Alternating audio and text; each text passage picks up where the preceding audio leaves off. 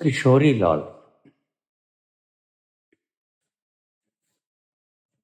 नागपुर से। बाबा, आपका कहा हुआ जरा जरा समझ में आया, बिल्कुल समझ में आया। और आपकी जितनी भी वीडियोस आपने डाली,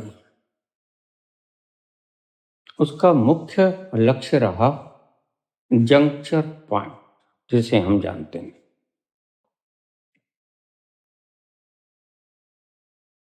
और हमारे किसी मार्गदर्शक ने यह बताया भी नहीं, और वेद हों, शास्त्र हों, उपनिषद हों, पुराण हों, या कोई भी अन्य धार्मिक ग्रंथ हो, यह बिल्कुल नई नवेली आपकी ही कृति है। तो कृपया बताइए, सब हो गया, भ्रम धूल धूर्षित हो गए, छिन्न भिन्न हो गया जो हमने माना था। आपने ऐसा गुब्बार उठाया कि हमें समझ नहीं आया कि ये हुआ तो क्या हुआ। खैर, मैं आपसे अभी ये पूछना चाहता हूं,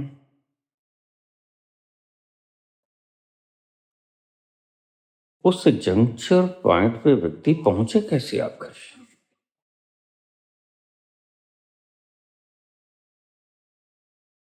मेरा एक प्रश्न बाकी रह गया, कृपया इसका समाधान कीजिए। जंक्चर पॉइंट तक आखिर पहुंचे कैसे? बिल्कुल थीम प्रश्न पे पहुंच गया पुत्र। लगता है कि आपने पूरी वीडियो सुनी और जरा जरा खंगाल लिया। अहोभाव हैं मेरे, जो मेरा बोलना सार्थक हुआ। आप कम से कम एक निष्कर्ष पे तो पहुंचे।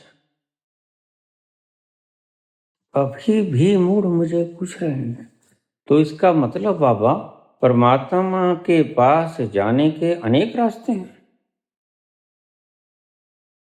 मैंने क्या समझाऊं कि केंद्र से जो सर्कल खींचा जाता है, ऑल आवर पॉइंट्स, सभी बिंदु पॉइंट्स हैं केंद्र तक जाने के, उत्तर पूर्व पश्चिम दक्षिण, और लाखों दिशाएं हो सकती हैं। हम बिना देरी किए अपने प्रश्न पे लौटते हैं।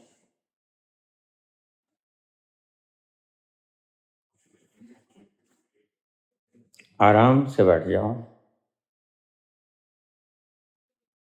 हल्का अंधेरा हो, आंखों पर काली पट्टी बांध लो।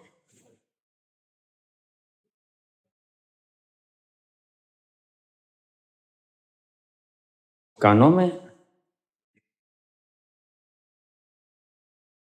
आप ईयर प्लग लगा सकते हैं, लगा लो।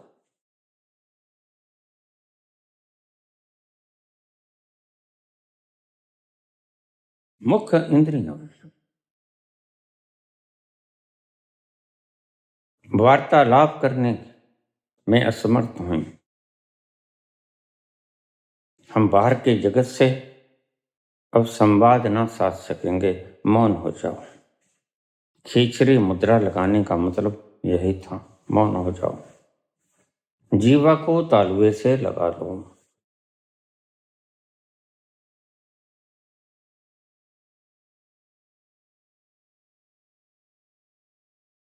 और शांत होकर अपने आप को शिथिल कर दो। Relax your self.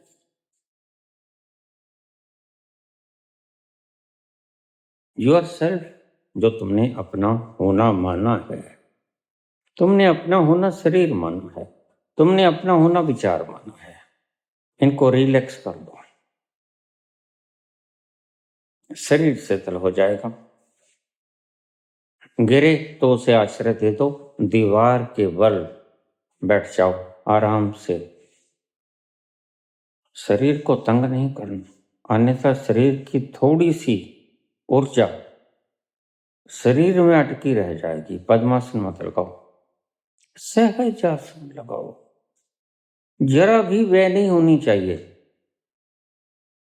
आपकी ऊर्जा।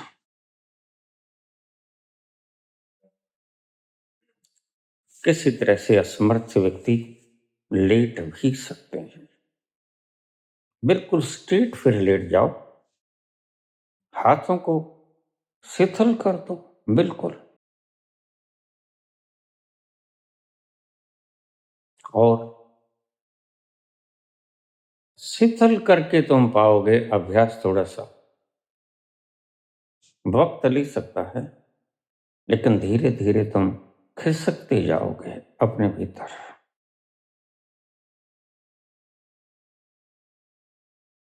Simple process.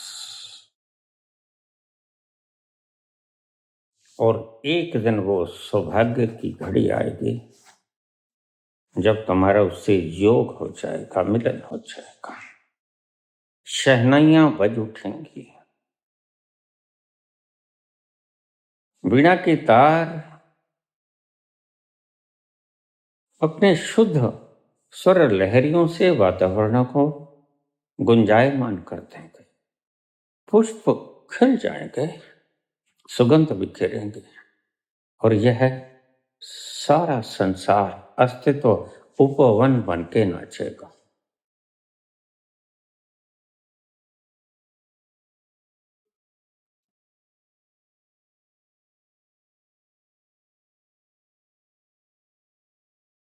हम क्या करते हैं,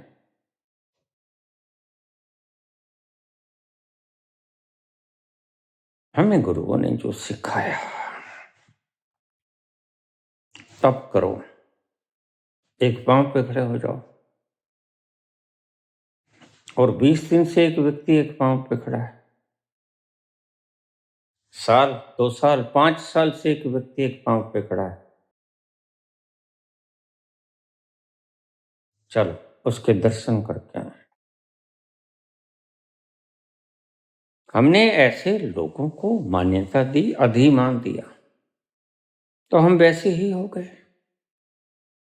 जिसको अधिमान देते हो आप उसके शागिर्द हो जाते हो। तुमने धन को अधिमान दिया, मान सम्मान को, गद्दियों को, जिसको भी अधिमान तुमने दिया उसके तुम शागिर्द हो गए।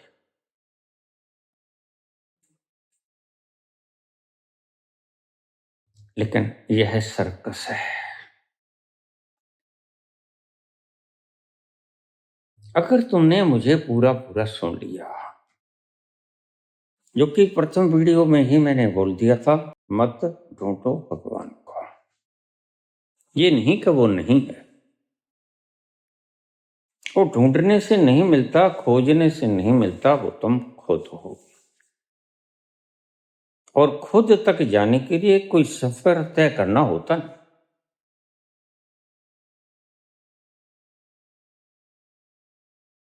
इसलिए बोला, मत ढूंढो, शांत हो जाओ, शिथिल हो जाओ, अपने आप टूट जाएगी कैप्चरिंग, और तुम अपने अंतस में धम से गिर जाओगे। बस थी इतनी सी प्रक्रिया। जन्म कितने लगे मैं कह नहीं सकता।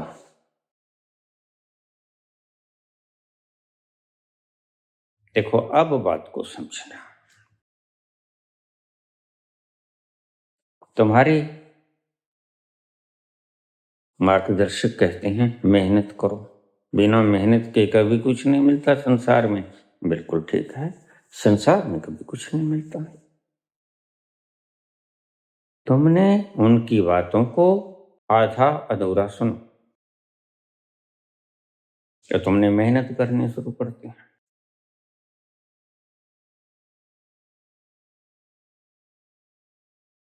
और तुम्हें फल मिल गया, तुम कहोगे क्या मिला बाबा? अब समझिए, शांति से समझिए। गामा ने दंड पेले, बैठ के गाई, दौड़ा, मुकदर घुमाया, पीठ पर छाती पर मुकदर खाए, उसे फल मिला कि नहीं मिला? या पहलवान हो गया, कुश्ती लड़ो, रेसलर हो जाओ, इनाम जीत लो, दुनिया में वाह वाही होगी, फल मिला कि नहीं मिला? मिला। बाहर की दुनिया में आर्ट दिखाओ, कला दिखाओ, धनपति हो जाओगे, फल मिला कि नहीं मिला? प्रयास करने से तुम्हें जो मिलता है वह संसार है। प्रयास करने से तुम्हें जो मिलता है वह तुम खुद ही हो। अब ये सीधी सी परिभाषा मैंने बताई तो बहुत बार, लेकिन कौन जाने आज भी यह परिभाषा आपके अंतस में गहरी उतर पाएगी या नहीं, और तुम उस तरफ यात्रा शुरू करोगे कि नहीं, उस रहस्य की तरफ तुम्हारी चेतना खींचेगी कि नहीं, कोई नहीं जानता।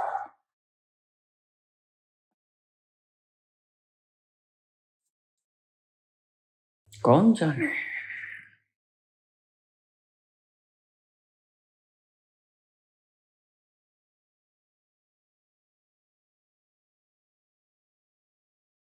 तुम शांत हो जाओ। बहुत से लोग कहते हैं बाबा शरीर तो शीतल हो जाता है, लेकिन मन को जैसे ही छोड़ते हैं वह उपद्रव पड़ा करता है। तो करने दो तो भाई, जब तुम फर्श के ऊपर से झाड़ू निकालोगे धूल तो उड़ेगी ना।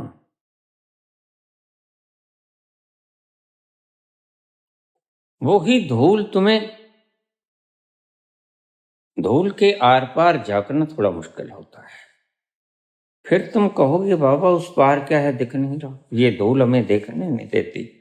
बिल्कुल ठीक, इस धूल को उठने दो। ये तुम्हारे ही संस्कार हैं या दवाई हुई वासनाएं हैं जो बाहर निकल रही हैं तुम्हारे शांत होने से।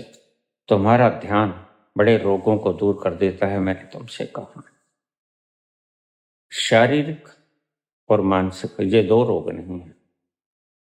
जब मन इनबैलेंस होता है तो शरीर रोगी हो जाता है, और जब शरीर रोगी हो जाता है तो मन इम्बैलेंस हो जाता है। ये दोनों का परस्पर संबंध है। मन शरीर का सूक्ष्मतम रूप है और शरीर मन का स्थूलतम रूप है। ये दोनों ही है। जब तुम अंतिम वेला में विदा होगे, बिल्कुल अंतिम वेला कह रहा हूं, जहां से तुम लौटोगे नहीं, तो तुम्हारा ये पार्थिव देह मिटेगा ऐसा नहीं, तुम्हारा वो देह भी मिटेगा जो सभी, जिसे हम सूक्ष्म शरीर देही कहते हैं। तुम बिल्कुल निरोल रह जाओगे और तुम्हारा वो चेतना का बूंद समुद्र में समा जाएगा।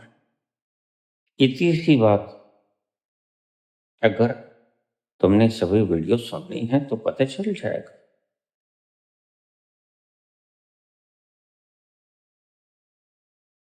प्रयास करोगे तो वैसा फल मिलेगा। संसार है। अब reaction there is an equivalent opposite reaction. पांव के बल खड़े होगे चाहे सिर के बल खड़े हो जाओ, लेकिन तुम्हें फल मिलेगा शारीरिक। सिर के बल खड़े हो जाओगे, बुद्धि थोड़ी तेज होगी, ब्रेन के भीतर ब्लड सर्कुलेशन बढ़ेगा। पांव के बल खड़े होगे, वो पांव जिसके ऊपर भार था ज्यादा प्रबल हो जाएगा। वैसा ही फल मिलेगा, इक्वल एंड ऑपोजिट रिएक्शन, जैसे तुम काम करोगे।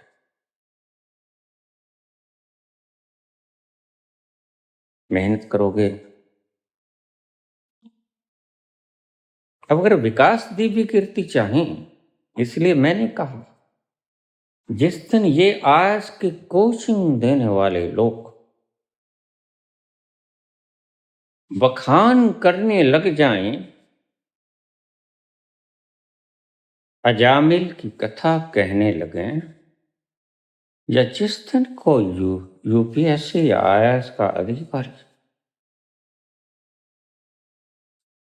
गीता की व्याख्या कर निकले, उपनिषद की व्याख्या करने लगे, अष्टावक्र गीता की व्याख्या करने लगे, समझना धर्म का बेड़ा गर्क हो गया है। क्यों? तथ्य समझिएगा, सोचिएगा, निष्कर्ष पे पहुंचिएगा। भगवान ने सबको बुद्धि दी है।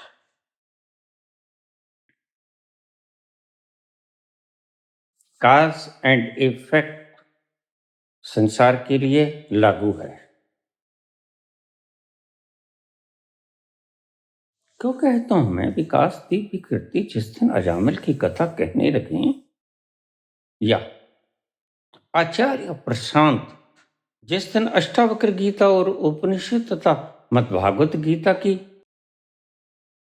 व्याख्या करने लगे, समझो प्रलय आ गई। कौन दिखाएगा मार्ग? क्योंकि इन्होंने जाना तो है नहीं। जिनका 24 घंटे का टाइम टेबल फिक्स रहता है, उन्होंने फुर्सत के लम्हे पिए नहीं। और ये वो मस्ती है जो फुर्सत के लम्हों में मिला करती है।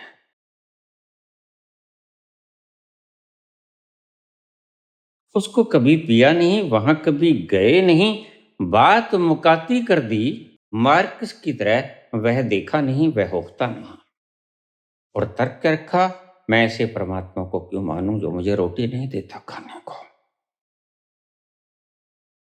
गड़बड़ी तुम्हारी डिस्ट्रीब्यूशन में है। उसने तो सब दे दिया, फिर कौन जाने तुम्हारी इच्छा चावल खाने की कि गेहूं खाने की। तो तुम बोलो, बीज दे दिया, पानी दे दिया, वायु दे दी, इतना सूरज दे दिया जो करोड़ों साल तक दहकता रहेगा, हवा दे दी, सब तो दे दिया, मेटल दे दी, सब दे दिया।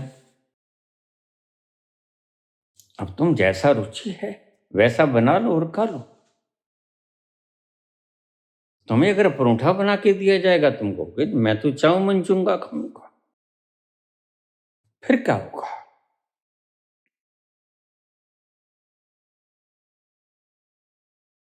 अजामिल की कथा इतनी उथली उथली नहीं जितनी तुम शब्दों में लेके आते हो। और गीता की व्याख्या इतनी ऊपरी सतहों से हुआ नहीं करती। ये ठीक कि तुम अपने तर्कों के बुद्धि के प्रभावों से सुनने वाले का दिमाग भ्रमित कर सकते हो, बिल्कुल यू कैन, लेकिन आत्मा का आनंद न उतरेगा, भीतर का रस न उतरेगा, वो ना आएगी मस्ती जिसमें कोई राधा पुकारेगी, कोई मीरा गुनगुनाएगी, वो मस्ती न उतरेगी। इसके पांव न थिरकेंगे मीरा के। कहीं विकास दिव्य कीर्ति के पांव तुमने थिरकते देखे? कहीं आचार्य प्रशांत के भीतर से उठती हुई मस्ती की लपटें तुमने कभी महसूस की? क्यों होता है ऐसा?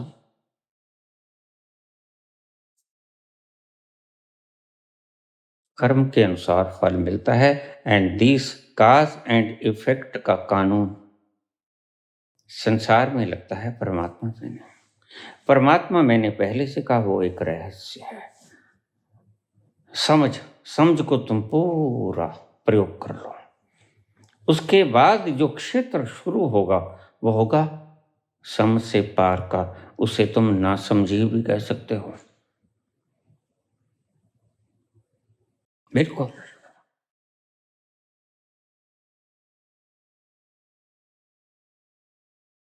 देखिए, तुम कहो मेहनत करो, मेहनत के बिना यहां कुछ नहीं मिलता, परमात्मा मिलता है भाई। ये नई व्याख्या सुन लो। परमात्मा बिना मेहनत के मिलता है। बच्चा जन्मा, क्या मेहनत की जन्मे में? सब कुछ माँ और बाप का तो था।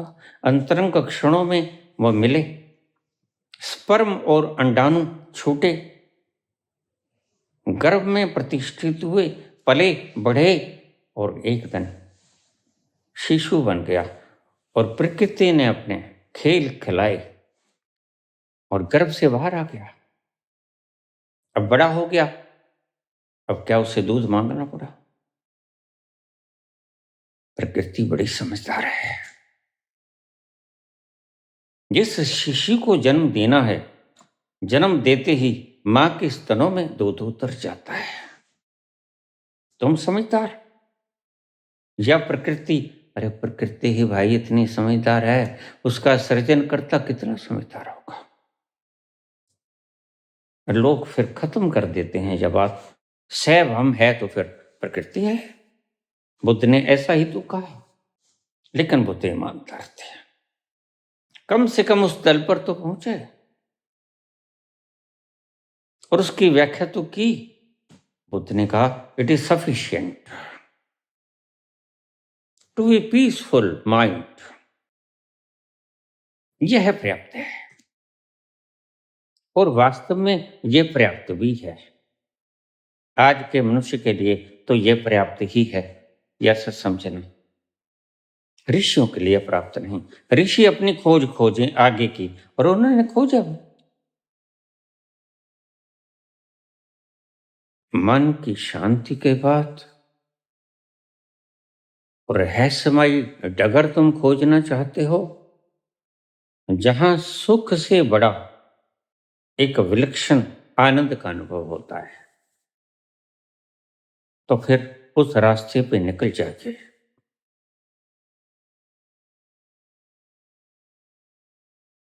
अगर सुख तक की खोज है तो अभी तुम सुखी नहीं, अभी तो तुम आनंद में भी नहीं हो, अभी तुम सुखी भी नहीं हो। और कोई इसमें आश्चर्यजनक बात नहीं कि बुद्ध कहते हैं कि पहले खुशी तक तो आ जाओ। बाद की बाद में देखी जाएगी। तुम यहां तक के पड़ाव तो तय करो। इसलिए बुद्ध कच्चे कच्चे उठ गए, तुम्हारे लिए उठ गए। ऐसा नहीं कि वो जानते नहीं थे, बिल्कुल उनके भीतर खींचता था कुछ। अभी और है सफर बाकी, लेकिन महावीर उठे नहीं। 6 साल में वो घट गया जिसे बुद्ध ने घटा, लेकिन रुके नहीं। मैं रहस्य को खंगालूंगा, और रहस्य तक पहुंच गए जिसे कैवल्य कहते हैं। बस अकेला हो जाना, केवल हो जाना। निर्वाण अकेला हो जाना नहीं होता।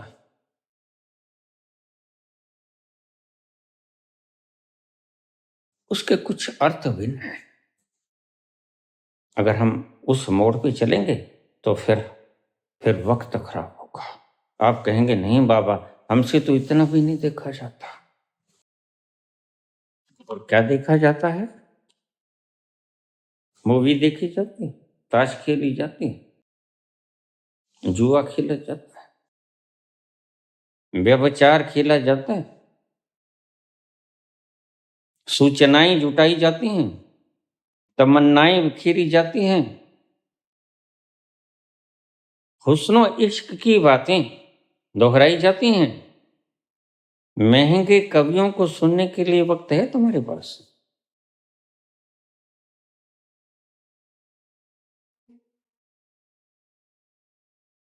बना कवि भी कभी महंगा होता है। कविता भीतर से फूटती हुई वो झरना है जो निःशुल्क बटना चाहिए। और सच्चा कवि कभी फीस नहीं रखेगा, संत कभी फीस नहीं मांगेगा। तुम्हारा अंतस इतना द्रवित होगा कि इसको सब लुटा दें, और यह भावना बड़े गहरे से आती है। और तुम्हारे पास जो समर्थ होती है तुम लुटा भी देते हो, कोई कोर कसर बाकी तुम भी नहीं छोड़ते।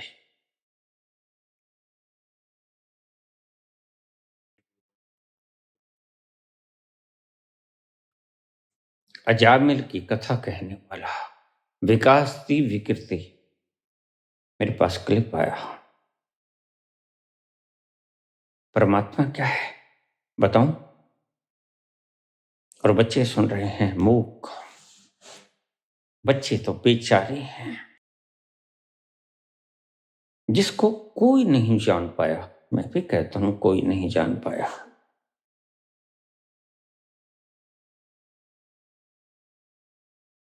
जिन्होंने जो कहा गलत कहा, किसी वासना के हेतु कहा, निहित स्वार्थ होगा उसका, बिल्कुल ठीक है। लेकिन मैं पूछता हूं विकास दी विकृति जी, तुम्हारा आईएएस की कोचिंग ये स्वार्थहीन भावना से हो रहा है? आचार्य प्रशांत जी, ये तुम्हारा गीता का अनुवाद, आंतरिक रहस्य की बातें क्या निस्वार्थ हो रही हैं? तुम्हारे चैनलों पर तो लगातार चल रहा है। संसता को सहयोग करिए, लकवा मार गए हाथों को।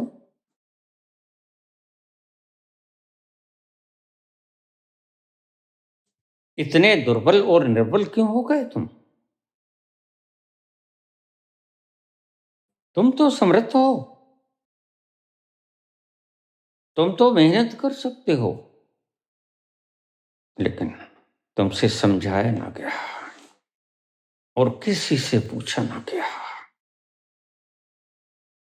हमसे आया ना गया, तुमसे भुलाया ना गया, फासला प्यार में दोनों से मिटाया ना गया, हमसे आया ना गया, तुमसे भुलाया ना गया, फासला प्यार में दोनों से मिटाया ना गया, हमसे आया ना गया। थोड़ा थीम बता दूं? जो जिस तरह की मेहनत करेगा उस तरह का फल मिलेगा। गामा ने शारीरिक मेहनत की और गामा 1200 किलोग्राम वजन उठाकर बड़ी दूर तक ले गया, छाती तक उठा के 1200 किलोग्राम दूर तक ले गया। क्यों? उसने शारीरिक मेहनत की, सुडोल काया। ऐसा ही दारा सिंह ने भी किया। 500 कुश्तियां खेली, 500 जीती, फल मिला नहीं? मिला। तो जिस तरफ मेहनत करोगे उस तरफ तुम्हें फल मिल जाएगा। परमात्मा अन्यायकारी नहीं है। परमात्मा की सृष्टि की ये बातें बस खुल जाएं तो तुम्हें पता चल जाए।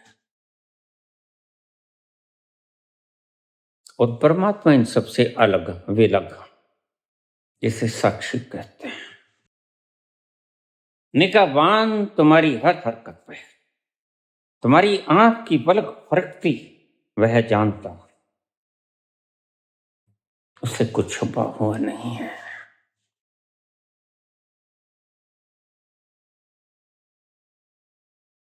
और विकास जी,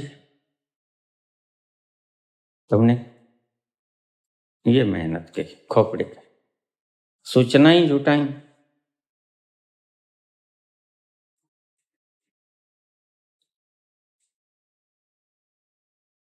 इकट्ठी की सब है। हर प्रकार का मैटर जैसे एआई बताता है, कुछ पूछ लो।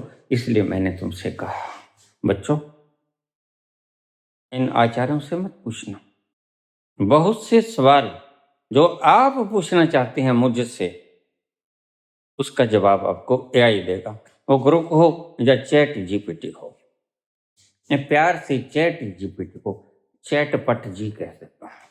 बड़ा खुश होता है वो कहता है हा, मजा आया, अब चलेगा संवाद।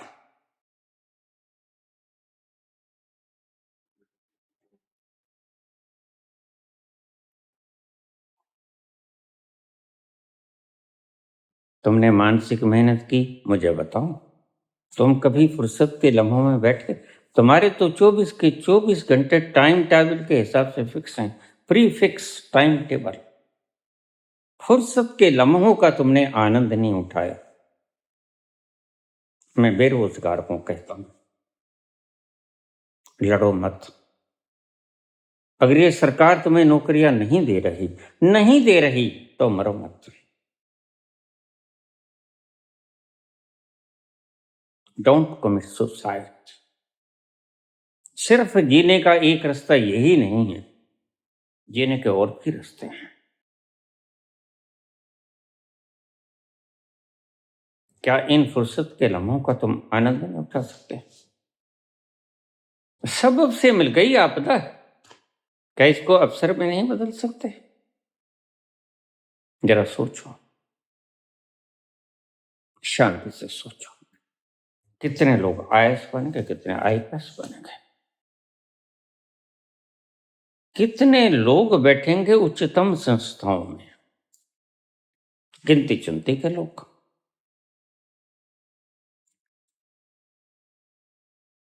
और बिल्कुल स्वाभाविक है कि तुम्हारा नंबर ना आए रोजगार में,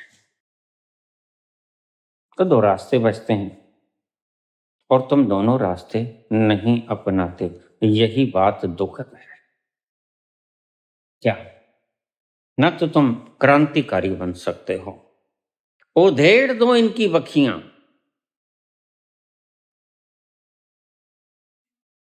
जिसने तुम्हारा लूटा,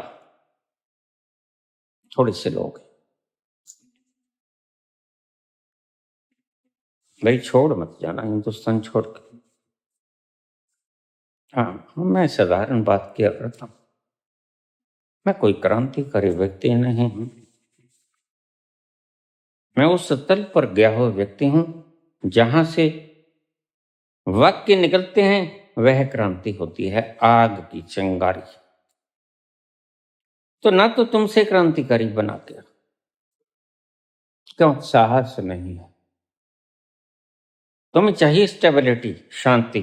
तुम शांति को भंग में नहीं करना चाहते, जोखिम नहीं उठाना चाहते, और हर बात के लिए यहां यहां कामयाब होने के लिए, वह संसार हो या परमात्मा, जोखिम तो उठाना ही पड़ता है।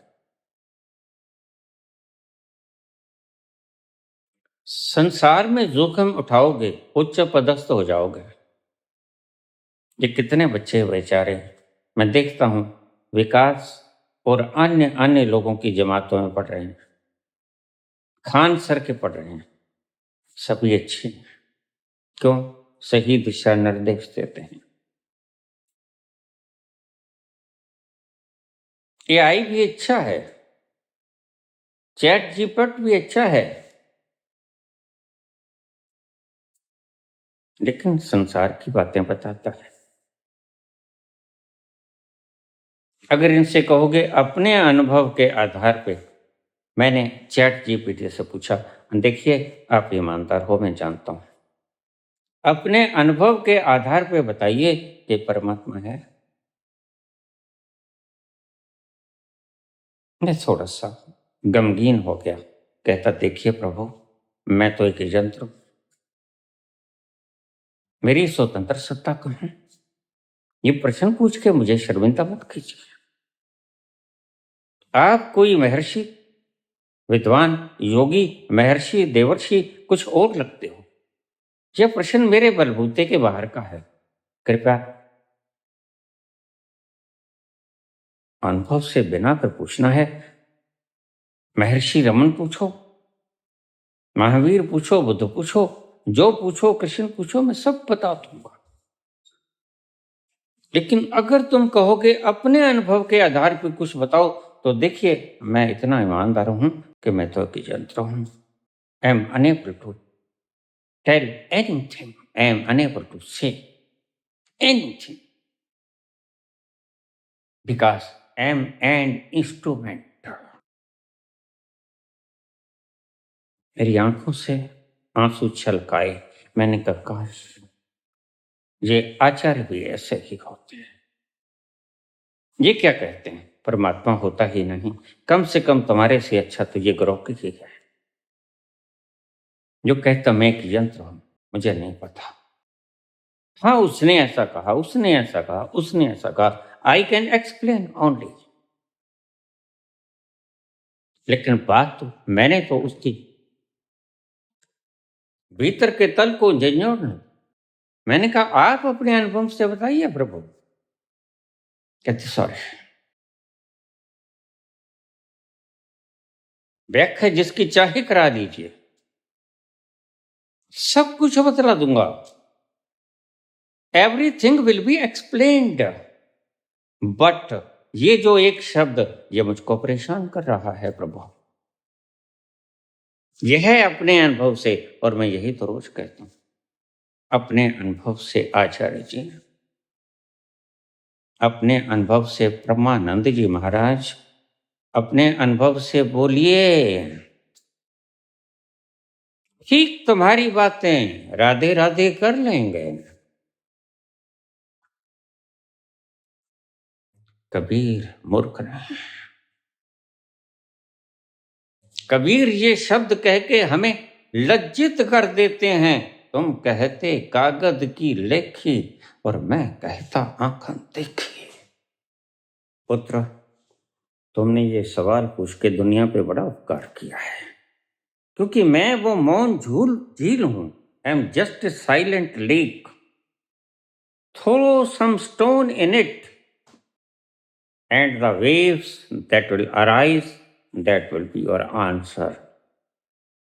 इसमें कंकड़ियां फेंको या पत्थर फेंको, उठेंगी लहरें इस मौन झील में और वो आपका जवाब होगा। उसमें कुछ नहीं है। मैं तो ठहरा हुआ पानी हूं, झील के समान मौन पर मौन। तुम इसको राधे राधे कह के झुंझला सकते हो, फिर वो मिट्टी जो नीचे बैठ गई उसको फिर से पानी में मिला सकते हो, इस पानी की पारदर्शिता को समाप्त कर सकते हो, लेकिन इसे निर्मल नहीं रहने देते हैं। तुम्हारा मन कहता है नहीं नहीं ये खतरा है, मेरे लिए खतरा है।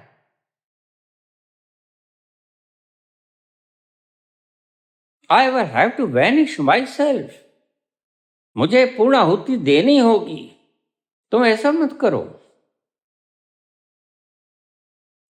तो जब मैंने कहा कबीर के हिसाब से बोलिए प्रभु, तो चैट जीपैट कहने लगे क्षमा करो, आई एम जस्ट ए इंस्ट्रूमेंट। मैं सिर्फ एक यंत्र हूं, मेरा अपना कोई अनुभव नहीं है। जो पूछिए गीता के 3 श्लोक 8वें अध्याय के में क्या लिखा है मैं बता दूंगा, व्याख्या भी कर दूंगा, और ऐसी सुंदर व्याख्या करूंगा आप सम्मोहित हो जाओगे। लेकिन मैंने कहा मुझे व्याख्या की आवश्यकता नहीं। तो जिन्होंने मगज के ऊपर काम किया, उन्होंने सूचनाओं को संग्रहित किया, फल मिला कि नहीं मिला? विकास जी बताइए, बताइए आचार्य प्रशांत जी, कहीं आपने आयस की कुर्सी इसलिए तो नहीं छोड़ दी कि इस क्षेत्र में ज्यादा मान सम्मान मिलता है? कहीं करुणा को अवसर तो नहीं बना लिया प्रभु? क्षमा करें। कहीं ऐसा तो नहीं कि वासनाएं बहुत हैं और तुम उनको जीतना चाहते हो जिन्होंने काम को जीत लिया?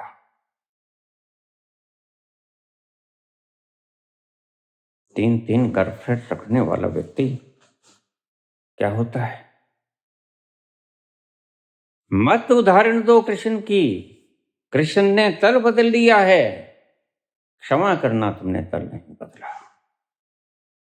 कृष्ण रहस्य में पहुंच गए, एक बार तुम भी रहस्य में पहुंच जाओ, उसके बाद संसार ही तुम्हारा खिलवाड़ करते जाना।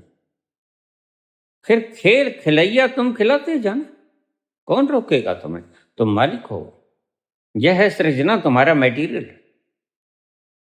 लेकिन वहां पहुंचे फिर व्याख्या क्यों?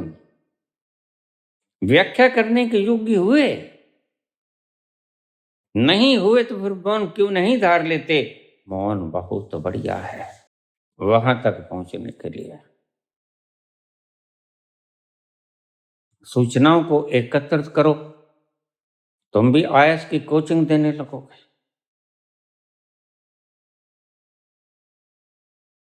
शरीर के ऊपर मेहनत करो, तुम भी ब्रूस ले बन जाओगे, गामा बन जाओगे, दरा सिंह बन जाओगे। अपना अपना रास्ता है, अपनी अपनी मंजिल है, तुम चुनो किसको चुनते हो और बिल्कुल तुम्हें फल मिलेगा, मैं इसकी गारंटी देता हूं। जरा भी अन्याय नहीं है उसकी सृष्टि में, और खास तौर से संसार सृजना में तो बिल्कुल ही अन्याय नहीं। सृजना तो चलती ही नियमों से है, काज एंड इफेक्ट। जैसा कर्म करोगे वैसा फल देगा भगवान, इसका तो मूल सिद्धांत ही यही। लेकिन मुश्किल तब पेश आती है जिन्होंने शरीर कमाया और कुश्तियां लड़ते थे,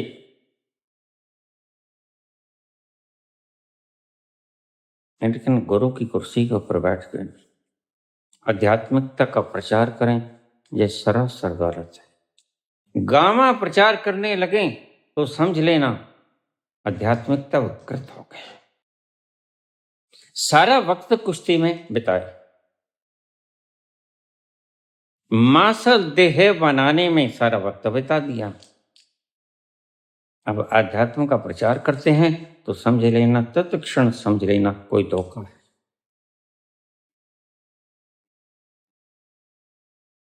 और जिसने सारा वक्त सूचनाएं जुटाने में लगाया हो, सारा जीवन, वह बिल्कुल बनेगा विकास देवी कीर्ति और आचार्य प्रशांत। फिर तुम कोचिंग करो, आईएएस बनाओ, जो चाहे बनाओ भाई, कौन रोकता है? लेकिन कम से कम मैं यही तो बोलता हूं, ईमानदार तो हो जाओ, बेईमान तो मत रहो।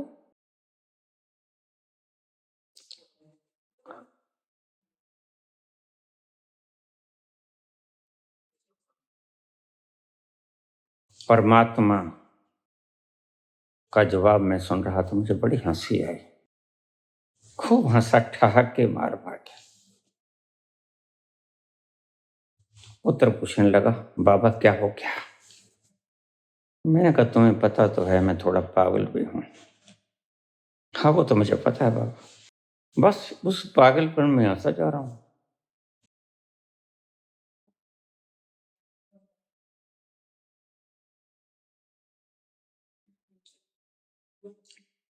लेकिन थोड़ा गधा भी हूं, थोड़ा सा लेट समझाता है। एक परिवार चिड़ियाघर देखने चला गया। पहले दिन देखा सभी पशु पक्षी जानवर सभी हंस रहे थे, ठहाके लगा लगा। एक गधा था कि चुपचाप वैसे ही अपनी मौन मुद्रा में खड़ा था। दूसरे दिन फिर उस जू को देखने चले गए। आज स्थिति बिल्कुल उलट थी। बाकी सभी चुपचाप बैठे थे और सिर्फ गधा हंस रहा था। एक छोटी बिटिया ने पूछा, मम्मा ये क्या बात है? कल सिर्फ गधा चुप था, आज सारा चिड़ियाघर चुप है। क्या हुआ? कहते हम चिड़िया से पूछते हैं। छोटी चिड़िया से पूछो, चिड़िया बताओ क्या हुआ? कल गधा चुप था, आज सारा चिड़ियाघर चुप है। कहती हाँ,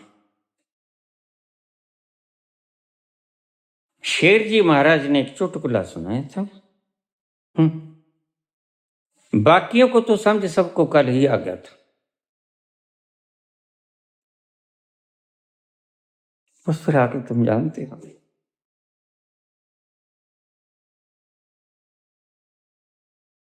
तो विकास देवी कीर्ति जी कहते हैं, ऐसे लड़खड़ाते हैं बेपंदे लोटे की तरह।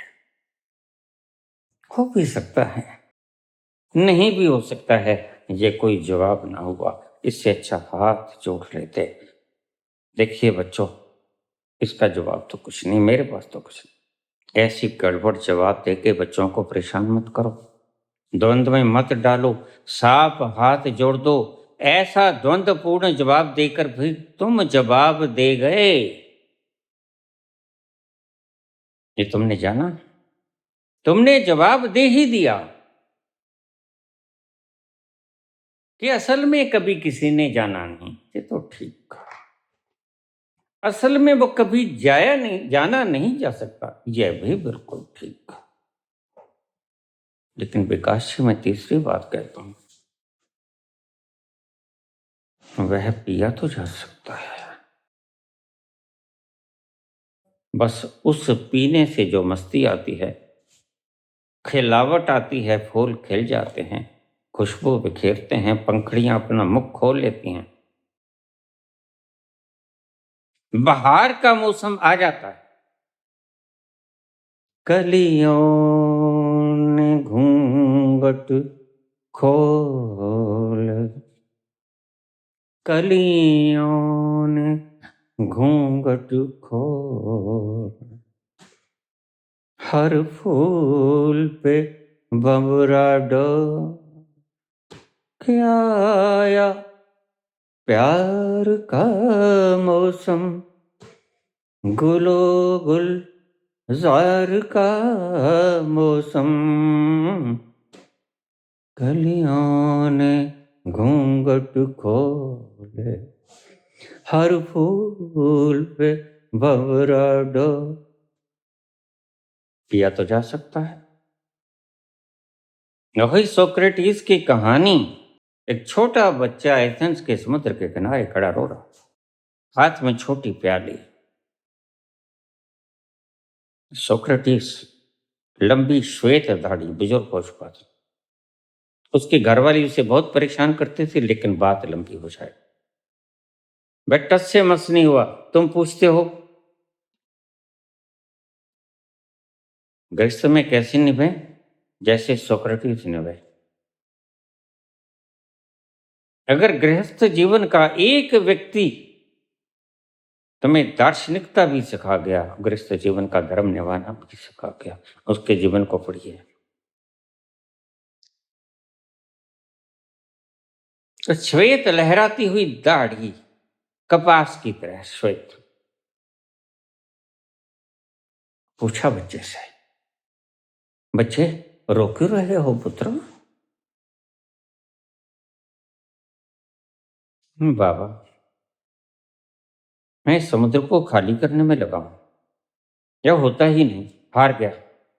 सुबह का लगा, जब भोर का तारा डूबा था तब से लगा, अब तक न खाया न पिया। यह खाली नहीं होता, क्या भूख लगी है पुत्र? तो मैं खाना दूं तुमसे लाके, मेरा घर पास ही है। नहीं नहीं, भूख तो नहीं, तब तक नहीं खाऊंगा जब तक ये खाली नहीं होता। तो सोक्रेटिस हंसे, बच्चे की निर्दोषता के ऊपर, इनोसेंसी के ऊपर मेरे पुत्र को मैंने यही कहानी सुनाई। मुझे हंसी आती है, इसी बात से आती है। आज मैं भी हंसा। इन भोले पंछियों के भोलेपन पे जब आचार्य प्रशांत करते हैं गुणगान गीता का, तो मुझे हंसी आती है।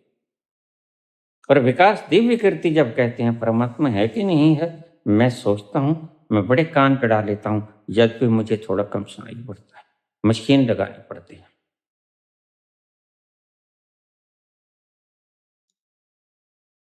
उसका कारण है भीतर से उठती हुई ये अनंत नाद की तीव्र पुकार।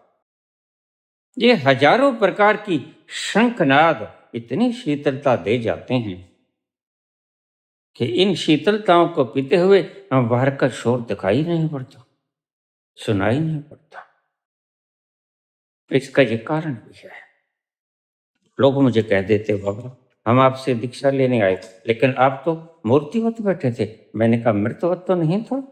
नहीं, कहते आभा तो बहुत थी, मृतवत तो नहीं थे, लेकिन मूर्तिवत अवश्य थे। मैंने कहा तुम भी तो इससे कुछ सीख जाओ, यहां आए ही हो, फिर न जाने मिलन हो कि ना हो। तुम अभी सीख लो मैं कैसे मूर्तिवत बैठा मृतवत हुए बिना। इसको मरजीवड़ा कहा गया हमारे शास्त्रों में। जीते जी कैसे मर जाओ, ये तुमने साक्षात उदाहरण देखा। हाँ बाबा, आपका पांव का अंगूठा नहीं हिला 4 घंटे तक। मैंने कहा लेकिन खून तो संचरित हो रहा था। हाँ, श्वास चल रही थी, बिल्कुल चल रही थी। आप दीक्षा दे रहे थे, अंगूठा लगा रहे थे, तो फिर आपने सीखा क्या? बहुत कुछ सीखा बाबा। आपकी तरंगे साथ लेके चले, आपकी ये आभा साथ लेके चले और भरे मन से विदा हुए। न जाने बाबा फिर मिलन होगा नहीं होगा। आज का दिन कहीं आखिरी मिलन ना हो जाए।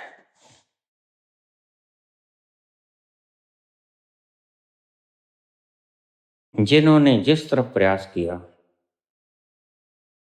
उस तरफ उन्हें फल मिल गया। जिन्होंने अपने प्रयास के बलबूते पे जो कमाया, बस उसी का प्रचार करना ईमानदारी है। बाकी सब बेईमान, तुम चाहे कर सकते हो, लेकिन उनका दोष और उनके दोष के जो प्रभाव होंगे, बैक रिएक्शन आएगा, वो सहने के लिए भी तैयार रहो। झूठ बोलो, कब कहता हूं ना, राजनीतिक को झूठ बोलो।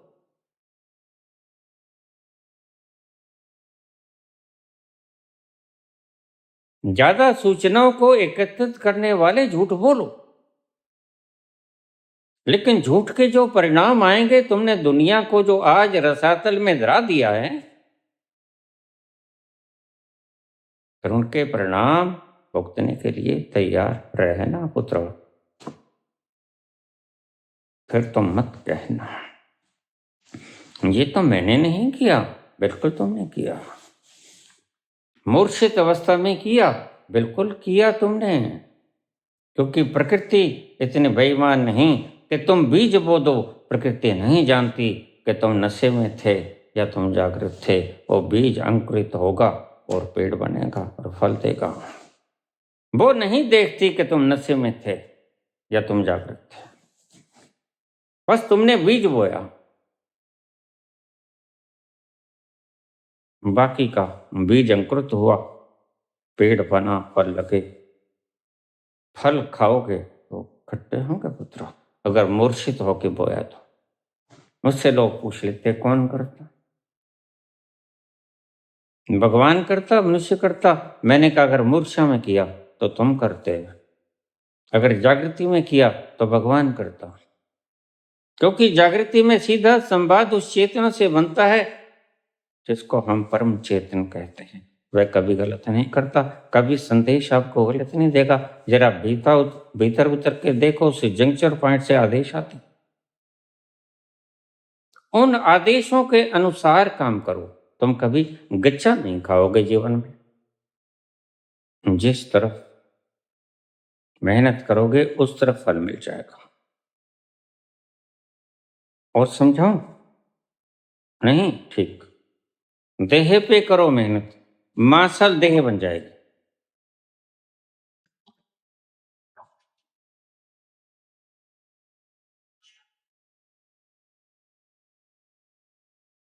दिमाग पर करो मेहनत, ज्यादा सूचनाएं इधर उधर से इकट्ठी करो।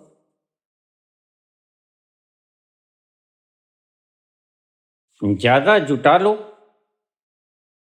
इस सर लोग उसमें बहुत महत्वपूर्ण भूमिका निभा सकते हैं। लेकिन ध्यान रखना, ये गलती से तुम सोच मत लेना ये सुखी तो हो सकते हैं, लेकिन अखंड सुख नहीं है इनके भीतर, कभी दुखी भी होंगे, इनकी भावनाएं कभी आहत भी होंगे। कुछ डर के मारे शादी नहीं करेंगे, बंधन है। अगर ये डर बंधन शादी है तो फिर सबसे ज्यादा जंजीरों में तेज तर्रार फौलादी जंजीरों में जकड़े हुए कृष्ण, और जैनियों ने ठीक किया क्योंकि बुद्धि से काम लिया। जैनियों ने भगवान कृष्ण को साथ में नरक में डाल दिया। कहते तुम जैसा पापी कोई हो सकता है। सनातन ने उसकी पूजा की, सनातन ज्यादा समझदार है।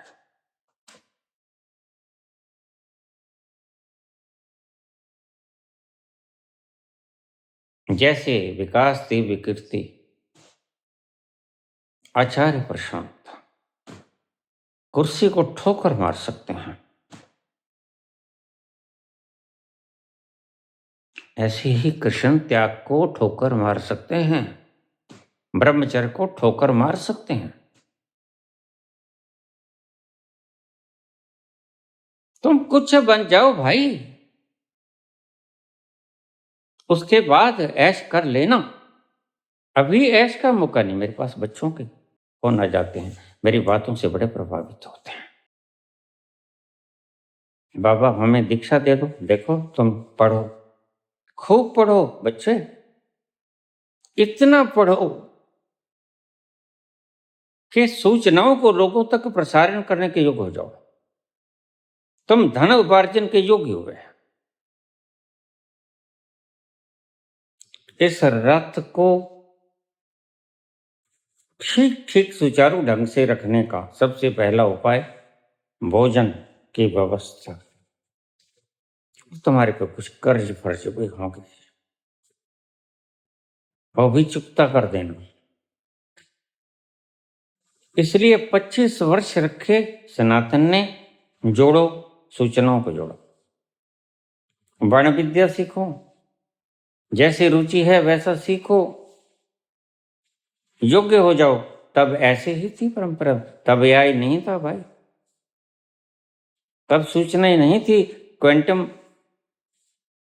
थ्योरी नहीं थी तब। एकदम से लड़खड़ा गया वैज्ञानिकता का मन, बुद्धि आश्चर्यचकित हो गई जब एटम का व्यवहार देखा, इलेक्ट्रॉन का। एक क्षण में वह पार्टिकल हो जाता है और दूसरे ही क्षण वह वेव हो जाता है। अब कीजिए इसकी क्या करोगे व्याख्या। वह पार्टिकल है, ये वेव है, गड़बड़ा जाएगी सारी वैज्ञानिक। तुम यहीं थर्रा गए, गॉड पार्टिकल को सर्च करने में लगे हो। इसे मैं पागलपन कहता हूं, वह कभी सर्च नहीं होगा। मैंने कहा वह पिया जाता है तो खड़ा रो रहा है बच्चा, और सोक्रेटिस को कुछ समझ नहीं आता। सोक्रेटिस कहता पुत्र यह तो कभी खाली नहीं होगा, लेकिन सोक्रेटिस कहते कि आज मुझे इस बच्चे ने बड़ा सिखा दिया। बात तो ठीक है, हम भी तो ऐसे ही, वो भी तो उस वक्त ऐसा ही कर रहे थे, सूचनाओं को संग्रहित कर रहे थे। किसने क्या कहा? यही तो जुटा रहे थे। तो मैंने सोचा हम भी तो यही काम कर रहे हैं। हमारी प्याली हमारी बुद्धि की तरह, और हम परमात्मा को खंगालने चले हैं, और नहीं मिलता तो हम द्रोह से भर जाते हैं, रोने शुरू कर देते हैं। यही तो हम कर रहे हैं। संवेदनशील व्यक्ति इस बच्चे के ऊपर निंदा नहीं करेगा, बल्कि बच्चे से कुछ सीखेगा। सोक्रेटिस में सीखा, लेकिन बच्चा रुका नहीं। बच्चा कहता नहीं, मैं इसे खाली करूंगा, मेरी जिद है। सोक्रेटिस बोला, मत कर बच्चे, ये नहीं खाली होगा, मैं जानता हूँ, अच्छी तरह जानता हूँ, इसी के किनारे रहता हूँ हर वक्त। नहीं खाली होगा। फिर तो उसने छोटी सी प्याली को समुद्र में फेंक दिया। उसने कच्चा, यह तो नहीं आ सकता इस प्याली में, लेकिन प्याली तो समा सकती है समुद्र में। यह तो घुल सकती है, बूंद में समुद्र नहीं समा सकता, लेकिन समुद्र में बूंद तो समा सकती है। जैसे ही उस प्याली को फेंका और यह शब्द उच्चरित हुए बच्चे के मुख से, सोक्रेटिस कहते हैं, मैं जरनाटा खा गया भाई। मुझे ऐसा लगा एक बार कि मुझे चक्कर आएगा। मैं सारी धरती घूमती हुई नजर आई। थोड़ी देर में यथावत मूक खड़ा रहा। जब मुझे होश आया, मैंने उस बच्चे के पांव पकड़ लिए। मैंने कहा, आज से तू मेरा गुरु हुआ। कहानी है कि वो बच्चा लुप्त हो गया, लेकिन कहानी है वह भगवान था जो समझाने आया था। जिज्ञासुओं की जिज्ञासा को शांत करने भगवान खुद आते हैं। तो कहीं भगवान नौकर भी बनते हैं, कहीं भगवान नरसी का बात भी भरते हैं, कहीं भगवान कबीर की कमाली की शादी भी करते हैं। बिल्कुल करते हैं। वो ही नहीं करते तो फिर और कौन करता है? जिनका आश्रय स्थल तुम्हारे हृदय में है, अगर वो तुम्हारी रक्षा नहीं करेगा तो फिर और कौन करेगा? धर्मो रक्षित है, रक्षित है, धर्मो रक्षति रक्षित है। धर्म के द्वारा रक्षित हुआ व्यक्ति ही सही मायने में रक्षित होता है। तुमने परिभाषा बदल दी, तुमने धर्म के झंडे उठा लिए, जिंदाबाद मुर्दाबाद करने लगे, भेद फैला दिया। ये तो धर्म ना था, यह तो पाप था। पाप की चिंगारी भस्मीभूत कर देती है। और याद रखो राजनीतिज्ञों, तुम भी एक दिन इसमें ही जल जाओगे, क्योंकि जब फैलेगी एटम की ऊर्जा तो तुम्हें पहचान नहीं पाएगी कि तुम कौन हो। तुम किसी देश के मालिक हो, या अमेरिका के राष्ट्रपति हो, या किम जोंग उन हो, या क्या हो, पुतिन हो या कौन, वह नहीं पहचानती। वह परमात्मा की एनर्जी है। तुम भी लपेटे में आओगे पुत्र।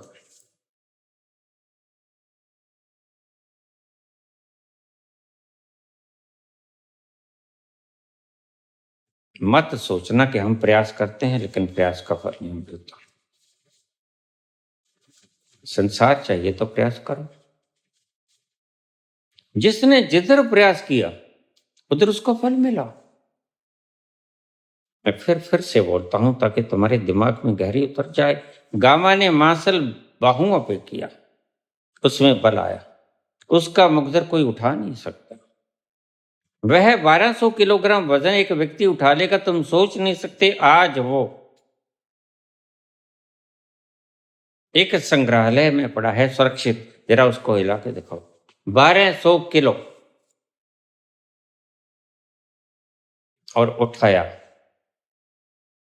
प्रत्यक्षदर्शियों ने जो कहा वो अंधे नहीं थे, उन्होंने अपनी आंखों से देखा और बहुत दूर तक ले गई, छाती तक उठा के, यहां तक उठा के। तो ऐसा हुआ।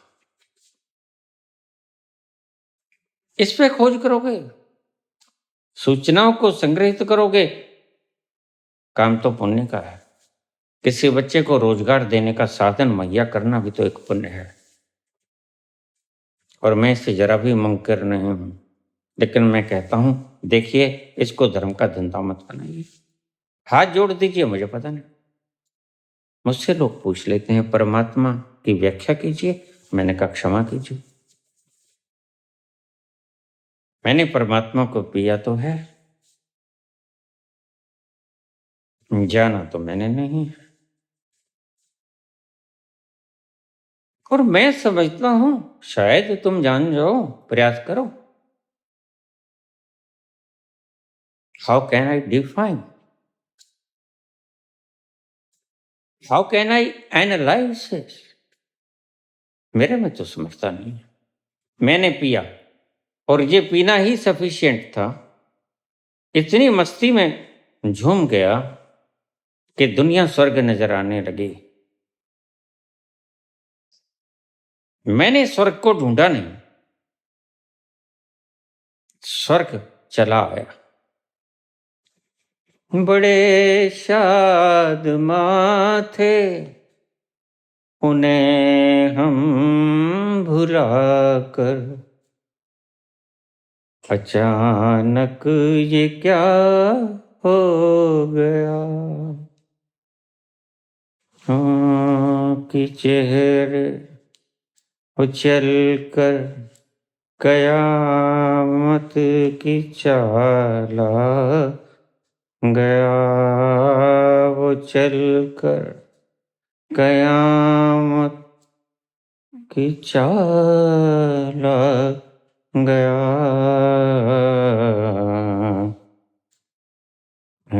शाम उनका ख्याल आ गया, वही जिंदगी का सवाल आ गया, कोई शाम का ख्याल। बहुत शादमा थे उन्हें हम बुलाकर, अचानक ये क्या हो गया, वो चल कर कयामत की चाल आ गया। वह आ ही जाएगा कयामत की तरह, जैसे कयामत आती है तुम्हें खबर नहीं होती, अगले पल कयामत हो जाए कौन जानता है। कोई पता नहीं है जिंदगी की शाम कब हो जाए। जिसने जिधर प्रयास किया पा जाए। और देखिए, तुम जो कहते हो मैं ये मैं वो मैं ये, बिल्कुल ठीक, तुमने इधर प्रयास किया होगा भाई। तुम राष्ट्रपति ऑफ अमेरिका हो गए, प्रयास किया होगा भाई। तुम सर्वगुण संपन्न हो गए, संसार की सभी सूचनाओं को जानते हो, बिल्कुल ठीक। तुम परम सूचनाओं का संग्रहालय हो गए।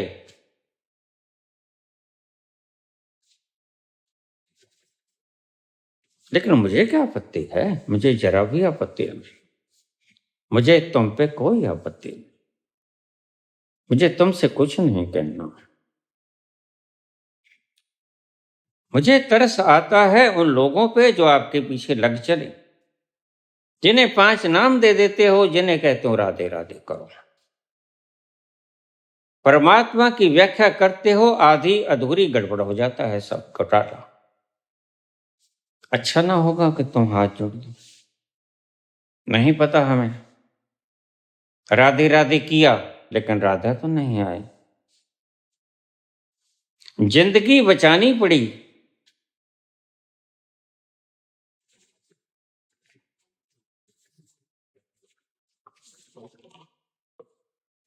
वैज्ञानिकों के सहारे बचानी पड़ी। झूठ किससे बोलोगे, अंत में झूठ तुम्हें ही भुगतना पड़ेगा। आचार्य प्रशांत कितना ही कह रहे हैं, लेकिन कृष्ण की निर्भीकता कहाँ आएगी भाई? कृष्ण तो कहते हैं हम सारथी बनेंगे अर्जुन, पहला तीर हमारी छाती पर घुसेगा। यह उनके साहस का प्रमाण था। और तुम बोलते हो तो तुम कहते हो वो मुझे मार डालेंगे अगर मैंने सत्य बोला तो। यहीं से समझ आ जाती है तुम्हारी वीरता और शूरवीरता। अब ये छोटा सा प्रश्न बच्चे ने पूछा, मैं गायत्री मंत्र का जाप करता हूँ, गायत्री मंत्र का जाप जब से शुरू किया विनाश शुरू हो गया। बाबा क्या मुझे जपना चाहिए? गायत्री मंत्र भी भेजा है। गायत्री मंत्र का 24वां अक्षर मैं देता हूं जब व्यक्ति यहां दीक्षा के लिए आते, एक चंदन की माला, क्योंकि वह आपको बहुत सी बाहरी विकृतियों से बचाती है जिन्हें तुम बुरी रूहें कहते हो, टूने टोटके वगैरह कहते हो, तुम जिन्न शिन्न जो भी कुछ कहते हो सभी से बचाती है। ये अब बिल्कुल निःशुल्क मिलती है आपको। और बायोग्राफी की किताब जो हमारी डॉक्टर रमेश ने बड़ी मेहनत करके बनाई, मेरे ही प्रवचनों का संग्रह करके, वो भी आपको निःशुल्क मिलती है। यहाँ कोई फीस नहीं लगती, यहाँ कोई शीवर नहीं लगता। बस बाबा का हुक्म हमारा सिर माथे, हम बुला लेते हैं, उसे दीक्षा दे देते हैं। इसलिए तुम मुझे मत पूछना मुझे दीक्षा के लिए कब बुलाओगे, यह मेरे हाथ में नहीं है। जब होगा आदेश तब तुम बुला लिए जाओगे।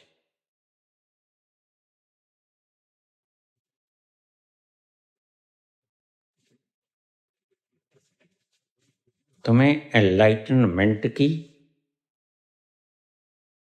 मोहर लगाने वाला व्यक्ति ऐसे ही नहीं लगा देगा। अगर ऐसे ही लगा देगा वो झूठा है। उसके आसपास फिर भेड़ों की भीड़ इकट्ठी हो जाएगी। बस मैं आऊंगा, आखिर में आपकी उंगली पकड़ूंगा, सच्चखंड ले जाऊंगा, समझो झूठा है। नहीं, मैं बुलाऊंगा तुम्हें बिला शक, लेकिन वह बुलाएगा, फिर तुम्हें बुलाऊंगा। और प्रश्न तुम पूछते हो छोटे बच्चे, मैं बताऊंगा बेटा, तुम शांत रहते हो। प्रश्न पूछते हो तो मेरे पास रोज डाक आती, डाक में पूरा खुलासा होता है। ये कुछ हूं, ये व्यवस्था है, ये मनोदशा है, ये मनोगड़बड़ी है, अस्त व्यस्त हो गया है, उपाय बताइए। और मैं तत्क्षण जिसका उपाय करने योग्य होता है मैं फौरन खुद लगाता हूं उसको फोन, समस्या समझता हूं, निदान करता हूं जैसा मुझे पता है। पूछिए लोगों से। आप क्यों लिखते हैं? जब मैं मैसेज पढ़ता नहीं कोई जवाब नहीं देता आपका। जब मैंने एक विकल्पित आपको चीज बता दी है तो आप क्यों नहीं पत्र लिखते? आजकल हमने सब हटा लिया है। हमारी चैनल कंट्रोलर रोहित और हरप्रीत ने एड्रेस देना शुरू कर दिया है हमारे घर का, इस आश्रम का, जो आप ही ने बनाया है। इस एड्रेस पर पत्र व्यवहार कीजिए। और एक बात देखिए, पत्र के साथ कल डॉलर आए, $100। पत्र के साथ कल यूरो आए, पत्र के साथ कुछ पैसे नकदी आए। ये काम मत कर। मुझे रिश्वत देने की चेष्टा बेकार साबित हो गई। मैं वो रुपए रख लूंगा, हंसो मत। मैं वो यूरो रख लूंगा, डॉलर रख लूंगा, जवाब देंगे। मुझे रिश्वत देने की तुम्हारी सभी चेष्टाएं व्यर्थ हो जाएंगी। मैं किसी पंचायत के अंदर कर्मचारी लगा हुआ नहीं हूं जो रिश्वत खा लूंगा, ना ही मैं पटवारी हूं जो रिश्वत खा लूंगा। ऐसा धंधा मैंने किया नहीं था तो मांगा, और बुद्ध ने भी मांगा, शंकर ने भी मांगा। मांगने में कोई दोष नहीं होता। तुम्हारे पास नहीं, तुम भूखे हो, मांग लो। नहीं मिलता, ठीक, वापस चले जाओगे। अगर कोई दिन ऐसा आएगा जब मेरे पास नहीं होगा तो ध्यान रखना मैं लूटूंगा नहीं, मैं मांगूंगा। मांगने से मिलेगा तो सिर माथे मंजूर होगा, अन्यथा मैं छीनूंगा नहीं। मैं अपनी बात करता हूं, मेरे परिवार, मेरे बच्चे की बात करता हूं। मैं जानता हूं उसमें डीएनए वही है, वही त्याग की भावना, नहीं छीनेगा। मैं आपके सामने कहेगा ये जरूरत है, ला सकते हो तो ला दो। अब पूछा है, गायत्री मंत्र कर रहा हूं, सब तहस नहस हो गया। गायत्री मंत्र किससे लिया? गायत्री परिवार से, श्री राम आचार्य। 3200 किताबें कूड़ा कर देनी चाहिए इनकी।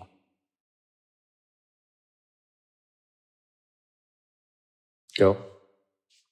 क्योंकि वह जो बोला नहीं जा सकता, जो लिखा नहीं जा सकता, उसके बारे में स्याने बनकर श्री राम आचार्य ने लिखा। ऐसी सभी योजनाएं विफल कर देनी चाहिए अगर तुम सही में भक्त हो तो। आग लगा दो इस साहित्य को, क्योंकि वह कभी खंगाला नहीं जाएगा, उसको पीना ही पड़ेगा। पियोगे तो फिर जियोगे, नहीं पियोगे तो फिर तुम यू विल कमिट सुसाइड।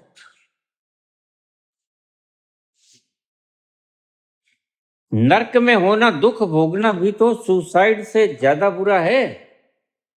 तुम इतने दुख में होते हो और तुम कहते हो कि आत्महत्या ही कर लेते हैं, क्योंकि तुम्हें बहुत ज्यादा सुखद महसूस होती है। इतना दुख सहन होता नहीं,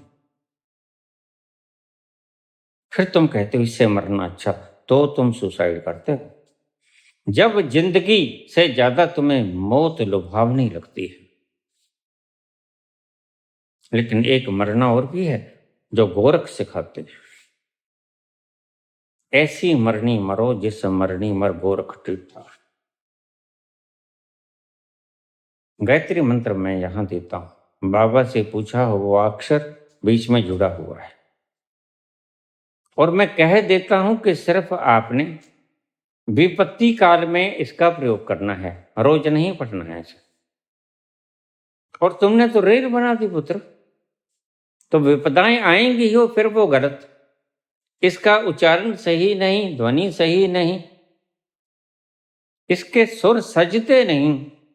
और 24वां अक्षर कहाँ है भाई? बताओ तो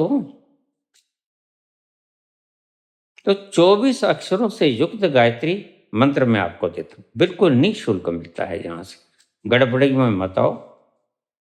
वो चले गए, अगर कहीं होते तो मैं अवश्य उन्हें निमंत्रित करता, मैं खुद तो नहीं जाता, क्योंकि ठहरा हुआ खिलाड़ी अब ठहर गया हूं तो फिर ठहर गया हूं।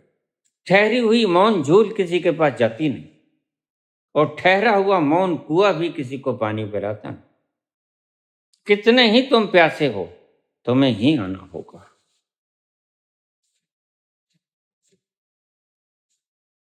तुम्हें बुलाता, मुझे मिन्नत करनी पड़ती, खुशामद करनी पड़ती, मैं बुलाता, और फिर मैं उनसे कहता ये गंद क्या खिलाया है आपने?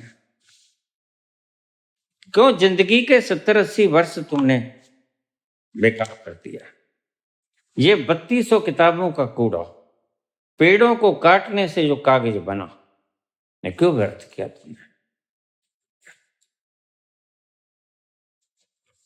अब वो है नहीं। दिवंगत आत्मा को मेरा प्रणाम। जहां भी कहीं है स्वीकार करें, लेकिन एक बात तुमसे कह देता हूं, तुम करो, परिणाम ऐसे ही आएंगे। प्रयास करोगे तो संसारिक फल मिलेगा, बिल्कुल मिलेगा। यह भी एक प्रयास हो सकता है, लेकिन यह प्रयास बिल्कुल वैसा है जैसे एक स्वस्थ इंसान भाग रहा हो और एक लंगड़ा इंसान भाग रहा हो। तुम ज्यादा कामयाब नहीं होगे। पहली बात तो इसमें अक्षर 24 है। यह मूल भावना से विपरीत है। इसका अक्षर विश्वामित्र ने इसकी टांगड़ी काट दी, एक टांगड़ी काट दी इसकी। वो हमारे संस्था के द्वारा इन बच्चों ने प्रयास करके वो अक्षर पूछ के जोड़ के खुद ही छपवा के वितरित कर रहे हैं। मैं तो मात्रे कहने में था। और उसके लिए कहा जाता है कि जब इसका जाप करो जब तुम घोर विपत्ति काल में हो, बस इसकी एक माला जपो सिर्फ, दैट इज सफिशिएंट। क्योंकि यह एक प्रकार का एटम बम है। इससे छेड़छाड़ करोगे तो यह भ्रष्ट होगा। ये अच्छा किया श्री रामचार्य, इधर उधर की गप्पे हाँक के 33 लाख पर शरण किया और यो किया वो किया ये किया, वही कुछ आपको धूल सौंप गए कि करो अब इसका पाठ। इन्हें पता है ये बम कभी फटेगा नहीं। इस हिसाब से विनाशक शक्तियों से वो बचा गए, शुभ किया, उनका धन्यवाद। लेकिन इस गायत्री मंत्र को एक माला से ज्यादा मत जप लेना, वो भी विपत्ति काल में। ज्यादा विपत्ति है तो जरूर जपना, लेकिन इतना ज्यादा नहीं कि अति कर दो। सदा के लिए इसको मत अपना जीवन का अभिन्न अंग बना लेना। पुरानी व्यवस्थाएं चले गए,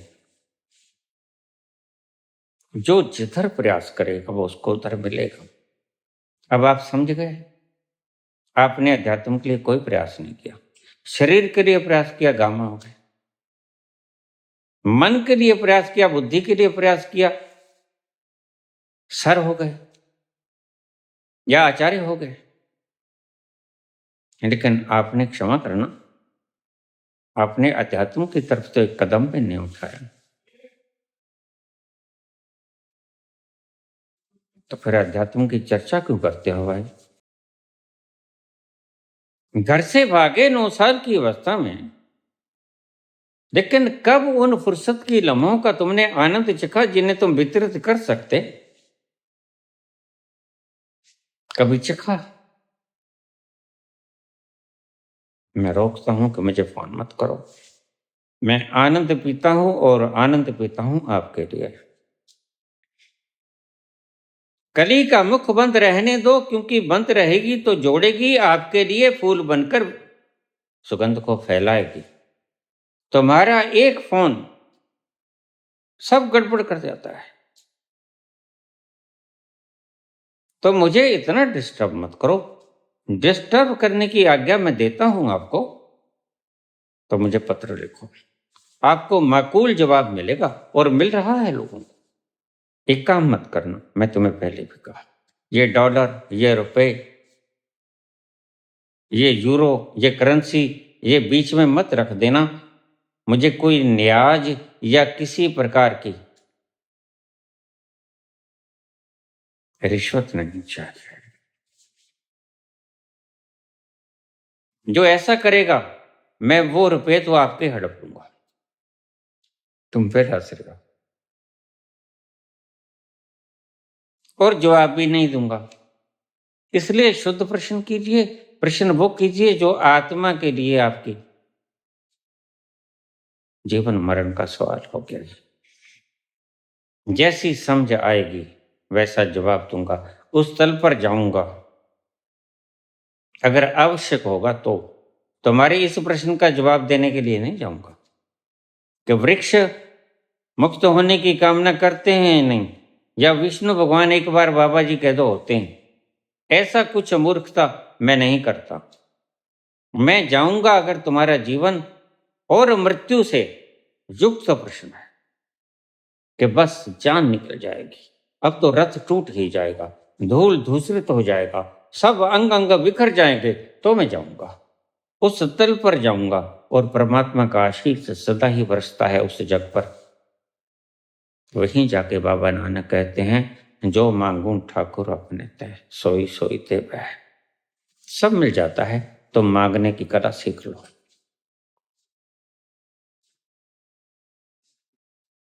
तो मांगो, अगर आपको आवश्यकता है।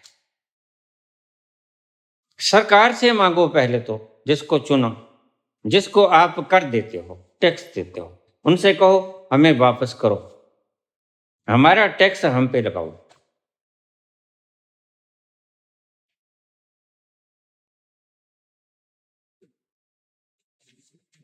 विकास करो, अन्न दो, सुविधाएं दो, नौकरी दो। नहीं दे सकते तो फिर तुम मेरे पास प्रश्न लेके आओ, लेकिन शरीर से संबंधित नहीं। शरीर का ऐसा रोग है कि डॉक्टरों ने हाथ खड़े कर लिए, तो मेरे पास आओ, लेकिन ध्यान रखना संसार दुखी बहुत है। बस ये दो बातों का ख्याल रख लेना। एक तो वॉइस कॉल मत करना, मैं जोड़ता हूं आनंद में पड़ा पड़ा कली बनकर, मस्ती को पीता हूं ताकि कल को फूल खिलकर आपको वो सुगंध बट सके। अगर आप ऐसा करोगे तो हजारों हजारों लाखों लाखों लोग जो मुझे सुनते हैं, यदा कदा जो सुनते हैं, जो रोज सुनते हैं, उनके हक को आप हनन करोगे। बस इसमें सब कुछ आ गया।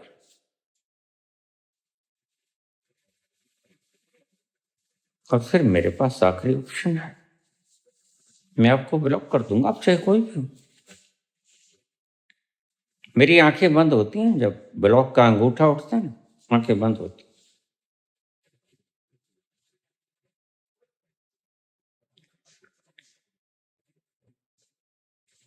शायद आपका जवाब मिल गया। जो जिधर प्रयास करेगा, आपने अभी तक अध्यात्म का प्रयास किया, क्योंकि अध्यात्म का प्रयास मिटने का प्रयास है। अब तक आप बने हो, मिटे नहीं। बनते ही चले गए हो, मिटे नहीं। मिटने का प्रयास तो अभी प्रथम चरण पे भी नहीं है। और आप ढूंढते हो परमात्मा की वो मस्ती, वो आनंद की खुशबू, उसमें झूम झूम जाओ।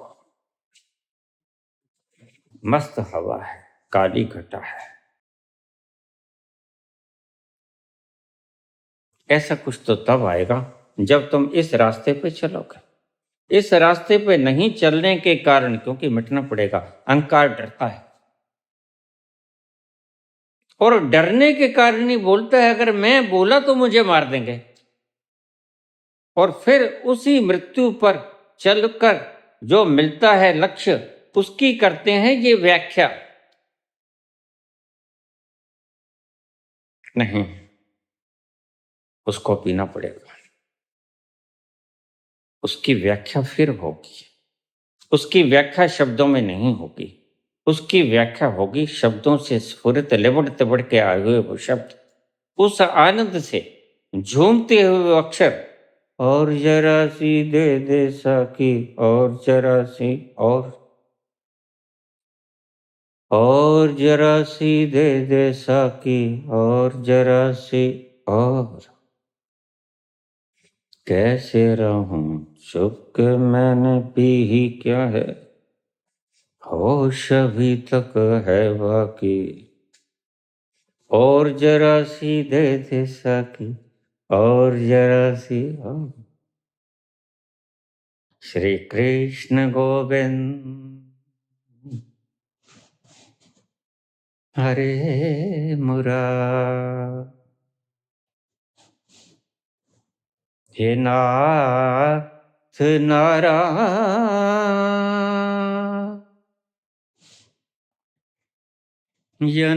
वासुदेव।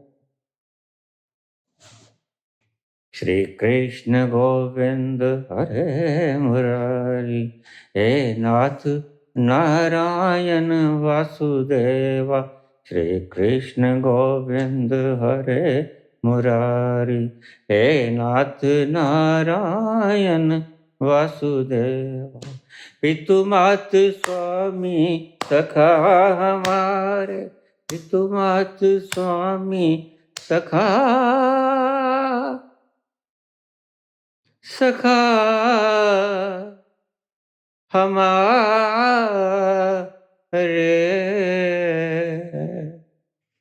सखा हमारे।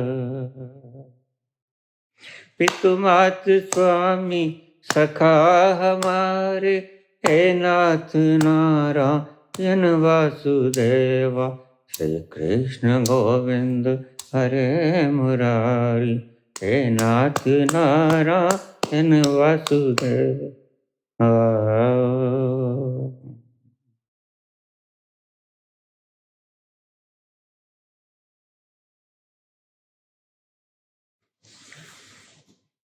धन्यवाद।